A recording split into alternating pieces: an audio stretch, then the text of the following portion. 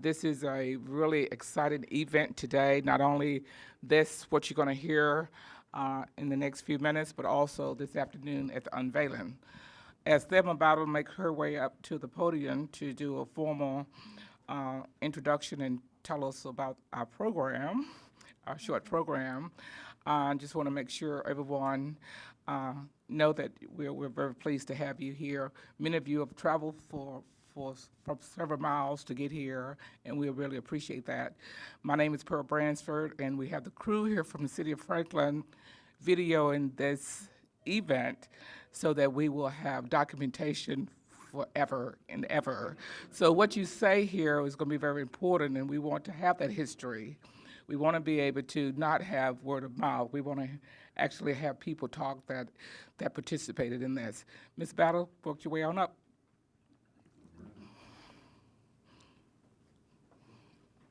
In the audience, we have several important people. We have Eric Jacobson, who is in charge of our historic homes and our battlefield sites here in Williamson County. We have Ms. Tina Jones, who have done a tremendous job in looking at the Civil War veterans of our community. Civil War veterans, African Americans, ex-slaves, Civil War veterans of Williamson County. She has uncovered 30 plus, I'm just throwing out a number, I know it was a 3 in there somewhere. She has discovered and uncovered 300 plus Williamson Countyans, ex-slaves, that fought in the Civil War. Okay? So that is stuff that we... You go into. And other important people here. Ms. Thelma, you can. We also have Ms. Carolyn Worthy, who has done extensive work with the Williamson County Library, undertaking a task that I had begun but wasn't able to finish. And her work will go on, carry on what I had tried to do as far as getting photographs scanned and completing my exhibit on the African American funeral programs. So I'm glad to have her as well. And I'm very grateful to Miss Amy Saunders, who is the director here, of allowing this to take place. Words cannot express what I feel here today to see this reunion of Mariah Reddick's descendants. It's just, it makes me speechless. I had a wonderful time with you all at the dinner last night, and it was so interesting, the stories that you had about your family, the remarkable family. If any of you would like to come up, and I would like DeMonte King to come up and start this off because he is from the Republic of Panama. His cousin, well, I would like for these two gentlemen to come up here together. They are cousins. And I helped Porter, was it about 20 years ago? 11 years ago, starting your family tree. And then you let DeMonte know about me. Then I met him and was able to do some things. And when he was here before, the city of Franklin was able to host with the Williamson County Library by sponsoring a trolley, which gave them a tour of the city. So it was only fitting that this time when you returned that we were able to do something once again, something special. So these two men, if they, and Ron Odie, because he came into the picture later, and you all had never met Ron, but Ron and his sister, who's now deceased, had been helping me for years do my exhibit. They were coming out from Nashville, Tennessee. I had done work on their family as well, on the Odie side. Before you go, Miss Thelma Battle is a true hero. The dedication, the thoroughness, the work that she has done on behalf of uncovering, rediscovering, and preserving history, which may have been forever lost, actually, is remarkable. And our family owes you a tremendous debt of gratitude. You're part of our family now. You know that. Yes. So, Thank you. Thank you. so thank you so very, very much. We really appreciate it. I'm so grateful. I'm honored. I'm truly honored, and I'm at a loss for Well, words. thank you. And Thelma, very modestly says, well, the city did this and so did that, but she's the she's the one. So, Thelma, please, you invited us here, but you didn't tell us if there's any program or anything. We know your style by now. My cousin Porter is like I'm an only child, and he's like my brother that I never had. Big brother. Big brother. he's now taken to calling me the baby cousin. I'm only 71. And I'm 82. So, Oh, I'm 11 years older than you, not 10. No, it's just the months in between. Oh. So Thelma has played a really key role in helping us find some of the details and so on. And I mean, this will give you an idea. The last time we were here, we met Thelma the first time we came, and we came again last year, I guess it was. And Thelma had hand transcribed the court records of our great-grandfather's trial. Now, we're not going to go into all the gory details on tape, but let's just say that he had encounters with the law. But that's the level of, Because of his wife. yes, and it was about love. It was about love.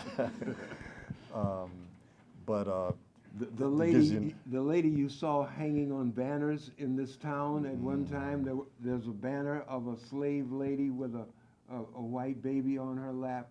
That's Mariah Reddick, Papa's mother. Yes. Yeah. Yes. So there's such a tremendous amount of history, and I want to take this opportunity. I see Ms. McLemore has returned, so I want to take this opportunity to thank the African American Heritage Society. I mean, there's so many people. I'll make a mistake and leave somebody out, but there's so many people who have helped us in this journey, and so I do want to mention though, Tina's been acknowledged. She's here. Tina Jones. We've just met Eric Jacobson. And I don't see Rick now, but Rick Warwick has been just extraordinarily helpful. Robert Hicks also, that we met on our first visit to Franklin. So I want to tell you this little part of the story of our journey. After my wife Ife and I retired, we moved to Panama. Actually, we retired so we could move to Panama. That's really the way it worked. And I began to do family research, and I was searching for my father's side.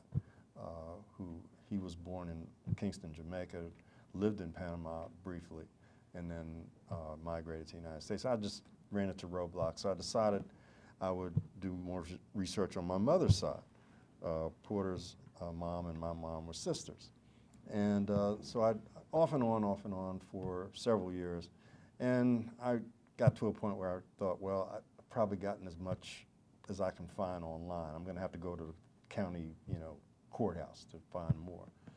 And at that point, I kind of figuratively threw my hands up and said, well, let me just Google Mariah Reddick.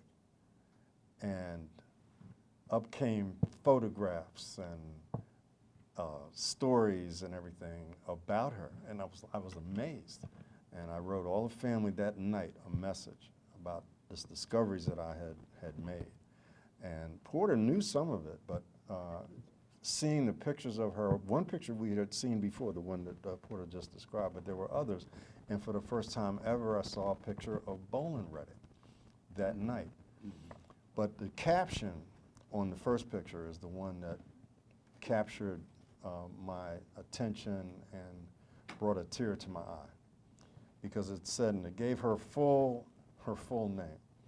Mariah Bell, there's a name I always forget, her slave owners in Louisiana, McGavick, O.T. Reddick, and it said that she was given as a wedding present to Carrie McGavick when she married her cousin, John McGavick, here in Franklin, and moved from Louisiana, Terrebonne, Louisiana, to Franklin. And I'm not a neophyte to history. I don't have any naivete about the horrors of American slavery. But when it strikes that close to home and you realize that a person is given as a wedding present, it brought all of the reality of chattel slavery in the Americas back into full color. And so it inspired, research. But then along with that was the fact that a book had been written called Widow of the South by Robert Hicks of Franklin. And a TV special had been done. Well, first I should say that one of the three main characters in Widow of the South is Mariah Reddick. And that a TV special had been done in which all this time that I've been researching, my picture of my great-grandmother had been on television. And so I shared all that with the family that night. And then we came to Franklin and we met Robert Hicks, we met Rick Warwick. They were great. They took us out to Carnton, gave us a tour. There's still one slave quarter standing. We don't know whether Mariah lived in that particular building or not. But it brought it all, made it very, very real. And then I heard a rumor that Robert Hicks was going to write another book that featured Mariah. And so I offered to help him write his book. And my mind just started going and going. And my wife and I were just talking about different things that we should tell a story about a woman who lived in these times and the struggles that she would have faced and the decisions that she would have to make and what she would have had to do to retain her family connection. Ron is our step cousin. Ron Odie. Ron Odie. Ron is descended from Mariah's first husband, Harvey, and his first wife, Phoebe. So we may not be blood related, but we're cousins nonetheless. And Ron and I, when we met, we discovered we were in the Air Force the same years and had the same job. Well, speaking of jobs, do you know you're looking at a recently elected Board of Trustee of Howard University?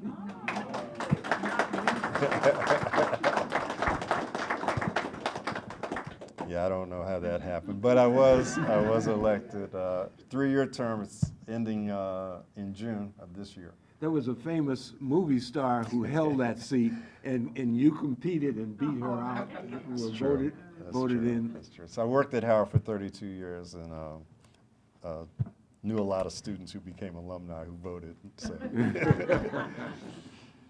So, as I said, I started thinking about the kind of stories that needed to be told. And so Robert Hicks told me, well, I appreciate it, but I've got to write about my Mariah. And I'm thinking, I mean, you're Mariah. This is my Mariah. But I understood what he meant. When you're an author and you start to write, because I learned this as time passed, the characters take over. You start to writing fiction, and you create a character, or you take a real life character, and you begin to tell a story about it, and they begin to tell you what they were going to do. And as Thelma said, it's like the ancestors are pushing you to find out more and to tell their story. And this is how it began. So I decided, and being a a wise man. First of all, I married a woman smarter than myself. This is the key. This is the key. But she's also a twice published author. And so I asked my wife, Ife, if she would be contributing author. So we've been writing this book to try to tell this story. And the ancestors have been pulling and pushing me along in this. It's been quite an experience. So I want to, I'm going to turn the microphone over to, I figure I better speak first because I might not get a chance otherwise. I'm going to turn the microphone over to my big brother in a second. But I want to thank all of his family. Ife and I are really disappointed. None of our 3 children or neither of our grandchildren could come on this trip because of school obligations and work obligations. So we're very happy that Porter's 2 of his children and then 3 of his grandchildren are here, and their spouses of his children. So it's good. This is like the first really Reddick family reunion. It really is. John Watt Reddick, son of Mariah and Bolin Reddick. As Porter said, Spanish-American War veteran, returns to France, discharged in California, and returned to Franklin and became a community leader. In research that I've done, he was a member of the Mosaic Templars of America, which was a self-help lodge founded by 2 men in Little Rock, Arkansas. And one of those men, Mr. Bush, was also a railway mail clerk, like Papa was. And so we're thinking that's probably the connection. Well, Papa not only joined, but then became the Grand Master of the state of Tennessee of the Mosaic Templars. He was also the Grand Master of the International Brotherhood of Friendship, the IBF. And these organizations arose at the end of the 19th century and had thousands and thousands of members in various numbers of states, but they were apparently all of them wiped out by the Depression, 1929 and in early 30s. But these were organizations that in one case, began as essentially the traditional African burial society, where you paid your dues each month, whether it was 50 cents or $1, whatever it was, and when you or your family member passed away, there was a fund there to help bury them, because that was an issue during that time, that people just didn't have enough money even to bury their relatives. And so these associations grew and rose to meet that need. There's a great picture of one of the groups meeting the state convention here in Franklin at, I believe it's at the Shorter Baptist, Shorter AME church. Large group of people there for the state convention. So he was a community leader, and as Porter said, my mom said to me very directly the day that she told me that the Reddick homes had been named for him, they should have named the school after him. Yeah.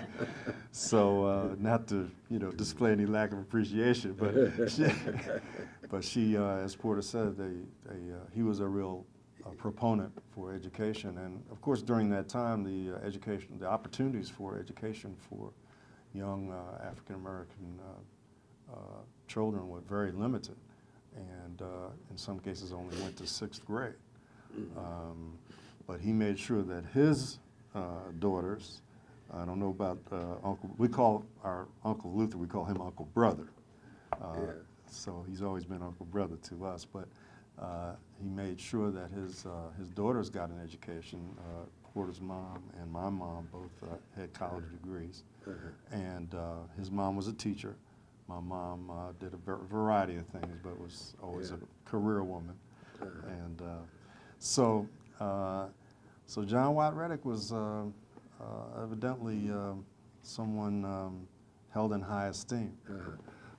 Speaking about education a moment, Marie Reddick James, Papa's daughter, was a 1st grade teacher for many years in the city of Chicago at one particular school.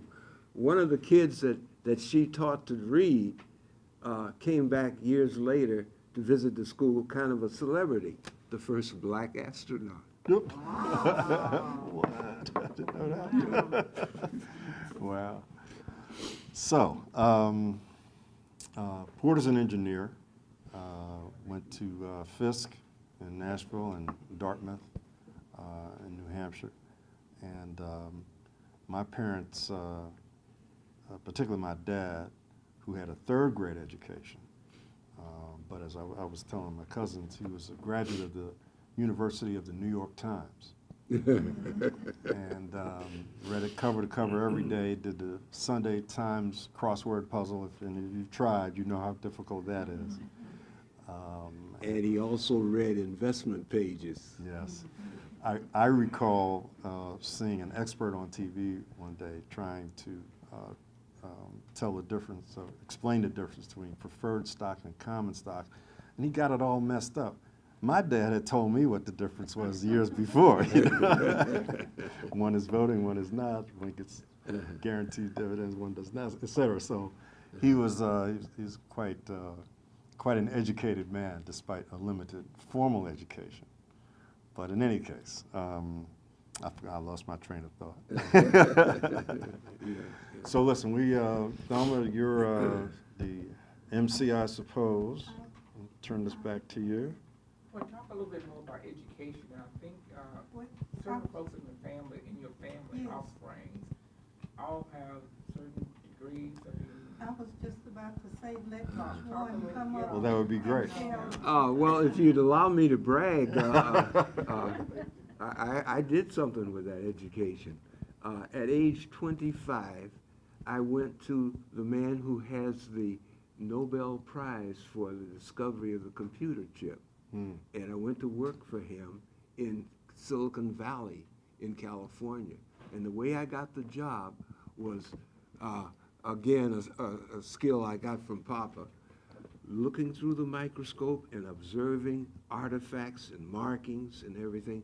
I described in my job interview in 20 minutes how he made his transistor, which was the most famous transistor of the time, and how I had copied it at my laboratory on the East Coast. And he said, if you can do that well, just looking at our product, and you ought to be working here. And when your plane lands back on the East Coast, there's a letter from us hiring you.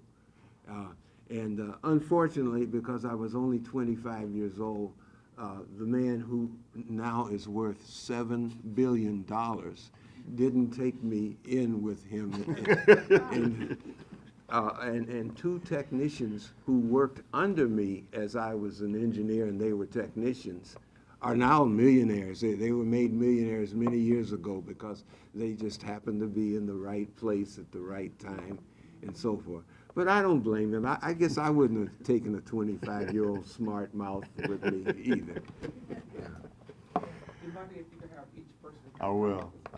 And I regained my train of thought. I was just going to say my parents had a covert plan to send me to Howard University, where I met Ife on the second day. And so I bless their memory every day. David, you want to come and start? This is David James, my son. You can stay here. And of course, he had a mother also.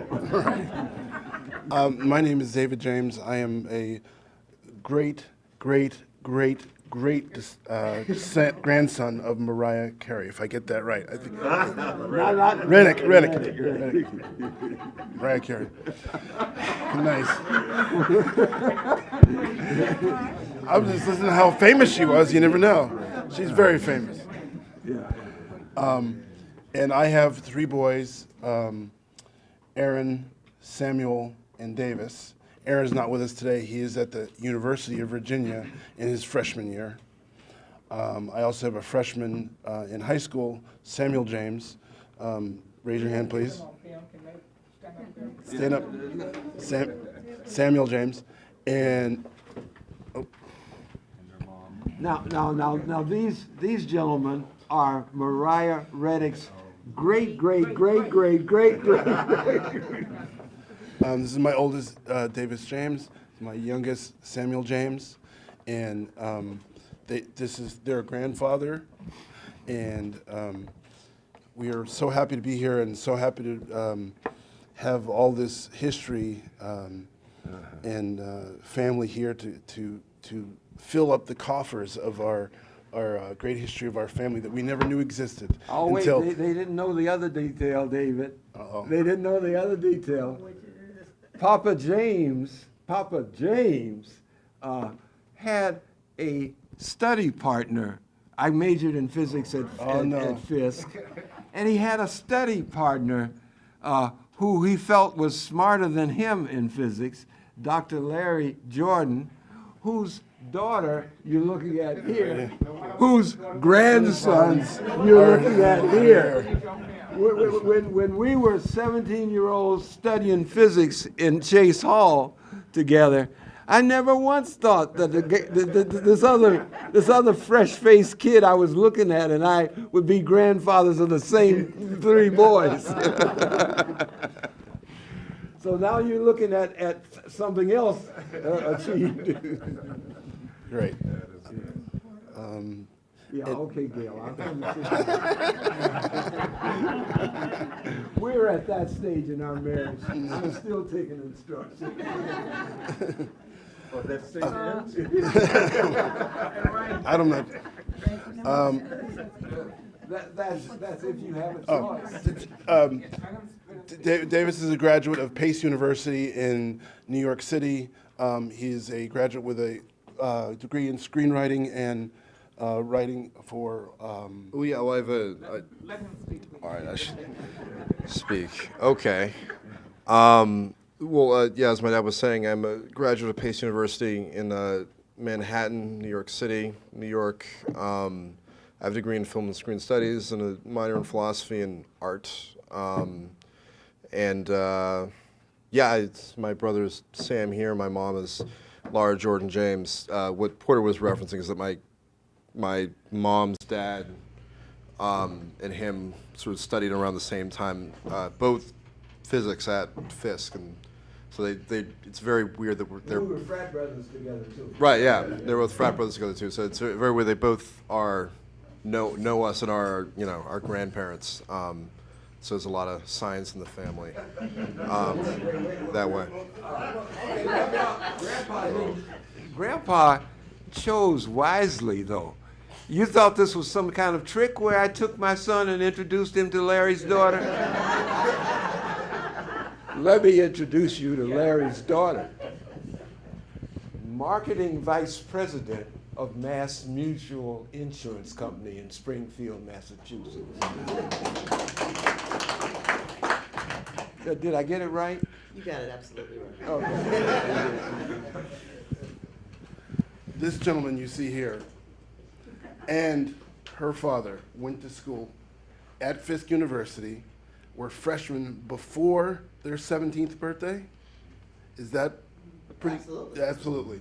So I don't they're remember how old you were. My they were early to I come. went to college in '60. That's right. You went to college in He 60. had- Went he to was- Chicago and Right. transferred. That's Okay. what it was. And he went.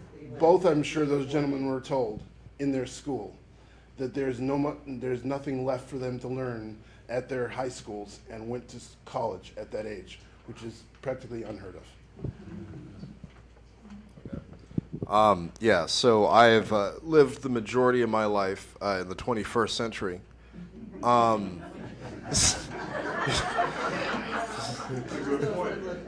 Life. Yeah, century. So we were at the plantation earlier today, kind of walking around, seeing the quarters and the houses and the graveyard that Mariah Reddick tended to. It was really sort of moving, kind of fascinating experience to sort of go through that and see all that, and it's always very weird to be standing actually like on a plantation, like see how like physically large it is and expansive it is, and when you hear the anecdotes, you kind of have a picture of it and how everything is related to other things and how close things are and all that, but like to see physically how large it is, how much, like, you know, when you literally look at the cemetery and it's like you're driving by it in a car and it looks kind of small, but then you get out, because I was shooting some B-roll film, and I got out and actually walked through the cemetery, and it was, you know, pretty huge. A lot to have like one person taking care of all of it. You know, it's like a lot to, you know, really manage. But yeah, you know, it's great to see it. Really glad that there's a dedication going on. You know, and just, you know, great memories all around. So, you know, glad to be here, and I will pass the mic to Sam James, who will say, I'm sure, one or two things. About what? How are you feeling about this experience, Sam? Oh, it's really cool to see a lot of the people here today and really meet a lot of new people. Yeah. This is really exciting for me because my family, which is from Georgia and Virginia, have a number of members who are very involved in history and the history of our particular antecedents. My great-grandfather, William James, founded a school in Statesboro, Georgia, and so we've had our own reunion going there with our extended family and seeing the building. It was a school that was named after him, but it was easier for them to figure that out because he'd founded a school. So the middle school in Statesboro was named for him, and we got to see his graveyard and so on. But on David's side, we'd heard a number of the stories about Porter James Sr. and his athletic talents and so on, and obviously know all of the stories about my father and my father-in-law at Fisk. But hearing the stories of Mariah are new for all of us and new for my children, and it's very exciting for me, for them, for me personally, but especially for my children, to be able to learn this and experience this with all of you, and you've been so generous to all of us. And so thank you for that. And it is exciting to see the accomplishments of the prior generations, the struggles, the challenges, the resilience of those generations, and to hear, we'll learn more about the clandestine times and life of Mariah Reddick, but to see that coming down into the descendants. And so they're all very modest, but my husband actually is a trained professional chef, and he's chefed at 5-star restaurants in the country, and there are only about 15 of those, and so he is quite accomplished himself as a graduate of chef school. My son was given a scholarship at Pace University because when he arrived as a freshman, he'd already written, I like to say, 200 pages of screenplays and scripts, and he says, Mom, it was 300. And so you don't know exactly where this experience is going to lead, but he is a screenwriter, and so you may be seeing more about this in the future. And young Samuel is carrying on the scientific tradition. He already has 2 math classes this year, as well as his science class, and next year we'll be taking honors chemistry and genetics at different class at the same time, along with honors math again. So we may have that again. And my son, who's not here, is Aaron, who's carrying on both the academic and athletic tradition. He is at the University of Virginia, carrying a high B average so far his freshman year, but that's pretty good. He's a nationally ranked. He is. He was the 50th best soccer player in his age group in the country a year ago.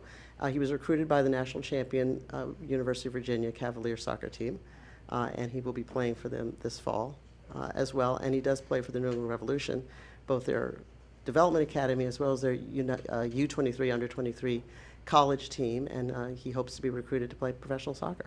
So that's our family.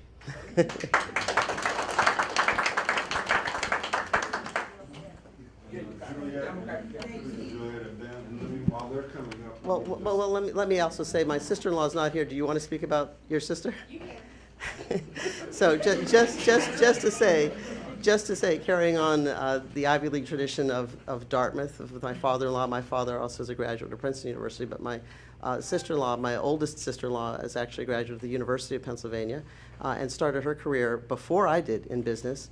And was in the insurance industry before I was in the insurance industry at Travelers Insurance and a number of other insurance companies in Philadelphia, carrying on the tradition of real estate, which I believe also is something in our family. She and her husband held a number of properties in the Philadelphia area, and she still is there right now. And I have a niece, Jenna, who is a graduate of George Washington University and has worked for Facebook and NPR and Uber and the Democratic National Committee, and so on and so forth, and so, and Liam Podesta's firm, and so on. So they are, unfortunately, like Damani's children and grandchildren couldn't join us, but they are quite talented and quite accomplished descendants as well. speaking of that educational piece that you were talking about earlier. Excellent. While Juliet Michigan in and, the house, come on, Michigan and in the Ben house. and Master's degree in the house, get up. while they're coming, let me take this opportunity to thank the Vice Mayor Bransford for having us over yesterday evening. Thank you very much. It was a lovely evening. It was a great, great pleasure. Thank you very, very much. There you go. Okay, I forgot what the question was that I'm answering. Tell a little bit about yourself and your educational journey. Okay, well, I am Porter's youngest daughter, Porter and Joyce's. yes, Porter and Joyce's. And I and my husband Ben and my daughter Zara live in Chicago, and I've been living in Chicago since 1989 when I graduated from University of Michigan, and I then followed it up with pursuing a master's degree in marketing communications at Roosevelt University, where my mother worked for 30 years, and I don't know what else to do but to start bragging about my daughter. That's my job. Okay. That's Lisa's week. Do your job. Okay. Zara. Go ahead. Okay. So, I'm Zara, and I am in 6th grade currently. I am about to finish. I am in my second trimester, right? No, third.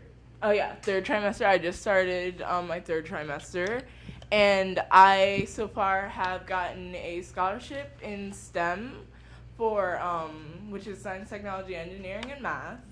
And I just recently won a contest for a creative writing piece I did on police brutality. And In Chicago. yeah. And she is also Zara attends St. Helen's School, which is a Catholic school on the west side in Ukrainian Village, which is close to where we live. We live in West Humboldt Park. And they do 3 volumes for the school paper, and in the most recent volume, Zara captured the front page with her article recapping Black History Month. So she beat out all the 7th and 8th graders, so they're kind of sort of not so happy about that. But we're hoping it just incites them to up their journalism game. So we're, I'm the feature editor. well, but your article and your writing, I mean, you just won a writing contest, so that just says more than anything about your writing skills. And I can't really think of anything else. My husband can tell you about his qualifications. My name is Ben Choice Bonner. I'm married to Juliet Bonner. I'm from Chicago. I have an undergrad degree from Northern Illinois University. I have a master's in business from DePaul University. At one time, I thought I was going to pursue science as well. I used to work at Argonne National Laboratory for a while.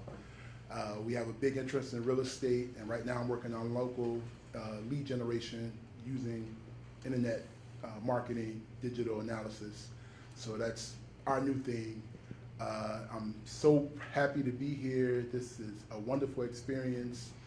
A big shout out to Franklin, Tennessee for doing this for the family, because on my side, I have a huge family, but we can't track back to a given point like this. And this is just fantastic. It really is. And we are just so happy to be here.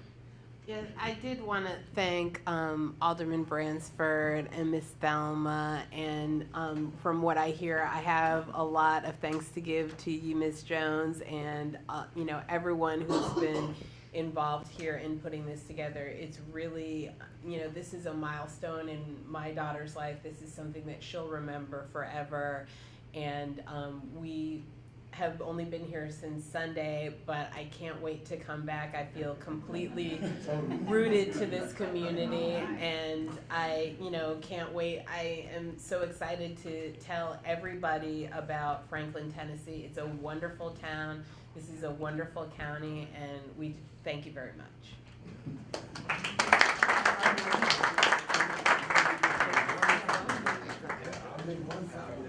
Yeah. I'm trying to know, Mariah, I am Mariah's great grandson. Juliet is great, and Zara is great to the 3 power. That's all I want to know. I just want to make one comment. Mariah, if she was here today, if she was like listening through the walls, what do you think she would be thinking right now? See, the shoulders that you all are standing on.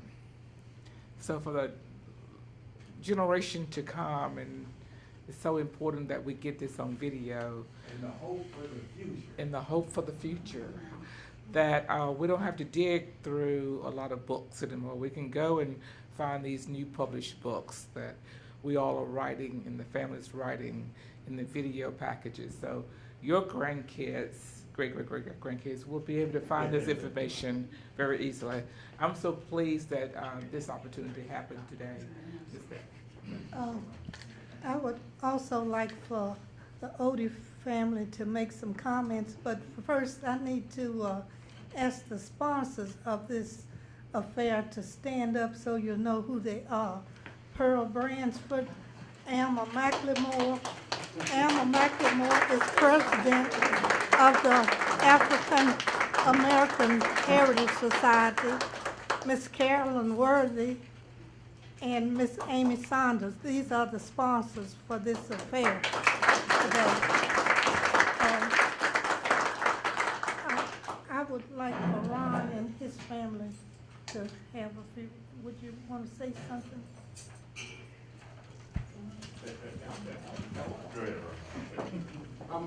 I'm Ron Odie, and Mariah was the second wife of Harvey Odie. These are my cousins. This is Velma Odie and Shirley Covington Lightfoot. I want to blow the horn for my daughters. My oldest daughter, Tracy Odie, Tracy Odie Blunt, she's in D.C. She was just made president of the new Urban Movie Channel. And when Hillary was running for president in 2008, she was director of communications for the black community in her campaign. My other daughter, Lisa Odie, she's with HealthStream, and she had 7 states that she was working with. She was coordinating. She worked with robotics in the medical field. These robots could do anything. They could bleed. They would have babies, everything. And she had 7 states that she was working with, and she recently was promoted. She doesn't have those states anymore. She now has California, Arizona, Hawaii, and a few states on the West Coast. Don't forget to tell about Jordan. Oh, my grandson is he's 22, and he's in college in California also. Right after he was Yeah, football. While I was in service, we did the same job, but I was fortunate enough to earn a Distinguished Flying Cross. That's a very high honor, and this was during the Vietnam conflict. Okay. Well, I'm happy to say that I'm the parent of 3 college grads, successful. My daughter, second daughter, was an engineering major and civil engineering and mechanical engineering. And I have my first daughter was psychology major, and then she got busy with motherhood.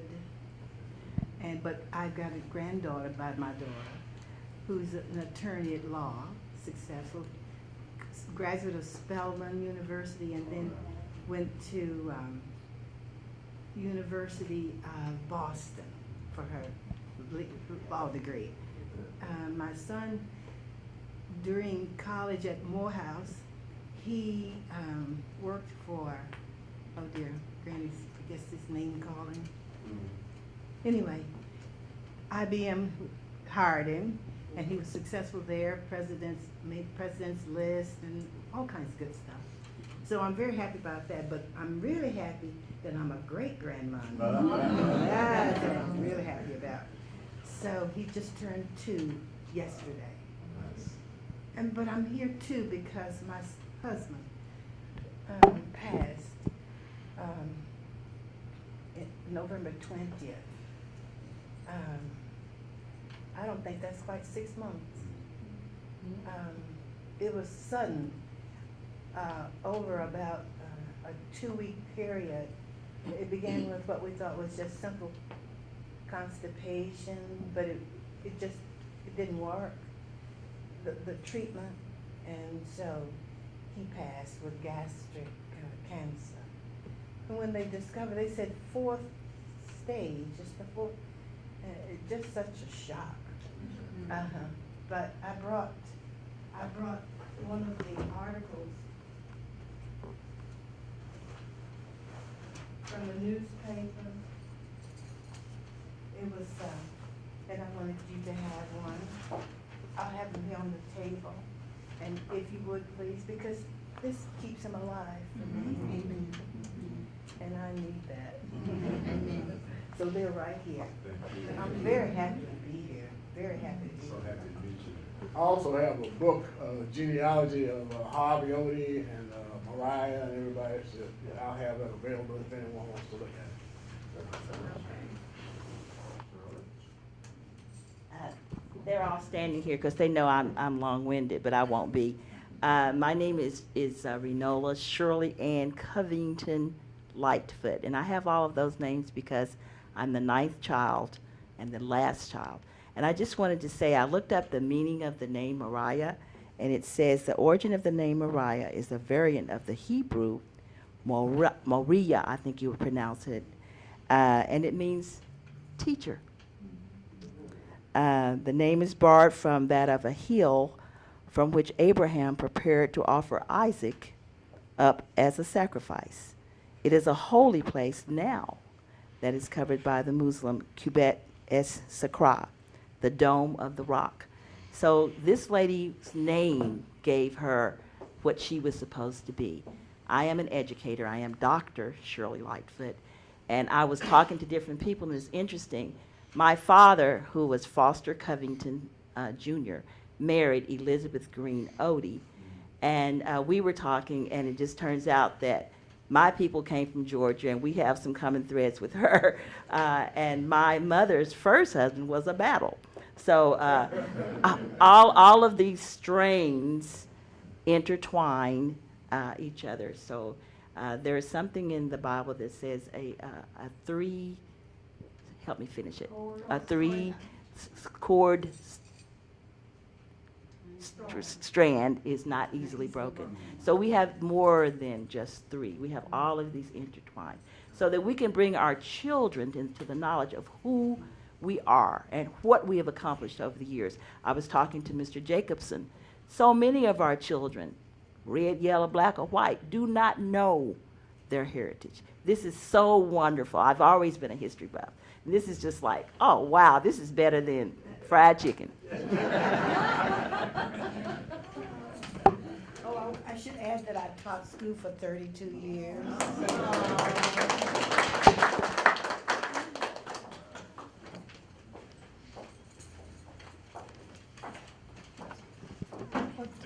I'd like to ask Mr. Jacobs and Ms. Amber McLemore and Ms. Amy Saunders to have some words.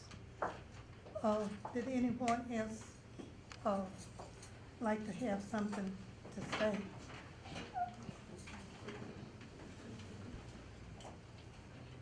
You coming? I can't follow that. And I sort of spoke to the family earlier. I hate to leave Okay. you to the meeting, so I just wanted to say that I'm so grateful for this opportunity, and it's just a wonderful time in history in our community in Williamson County, and the story of Mariah. Well, we certainly appreciate the work that you do as president of the African American Heritage Society here in Franklin and being on several other boards as well. Anyone else? We're gonna have Mr. Jacobson gonna say a few words, and then Amy gonna give us some closing remarks.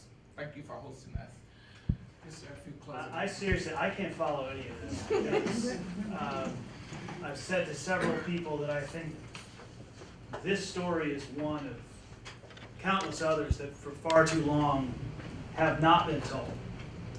When we talk about the history of the Civil War and people related to it, it often is a very white-centric story and has been for a long time. And I can't tell you what a thrill this has been for me to be involved, because I have long thought that these stories need to be told. This is the fabric of the great American story. And I think that not only would Mariah, you know, it's strange as I'm sitting here, I'm thinking about this. I spent so much time at Carnton for over a decade of my life in a place where she spent roughly a decade of her life. And I guess it's kind of, seeing this come full circle is a very personal experience for me. But I would dare to say that I think not only would Mariah be very happy, there are a lot of people whose lives interconnected with hers who I think would be very happy to see that it's both white and black. She lived until 1922. She lived a long time and certainly saw great change in her own life. And so I just want to tell you, I can't thank you enough for letting me be part of your experience. Thank you.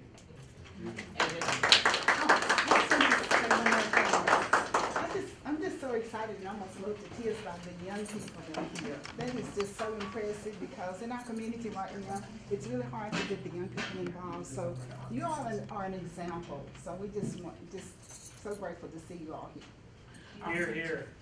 All right. Amy's in charge of the archive. She's just gonna say thank you and also let us know to eat. Well, no, we're just happy to host everybody, of course. Our whole purpose here is to provide access to historical records so that people can make these connections, and we are very happy to do that and see this come together. And so, you know, just keep doing the research. We'll be here. We'll help out.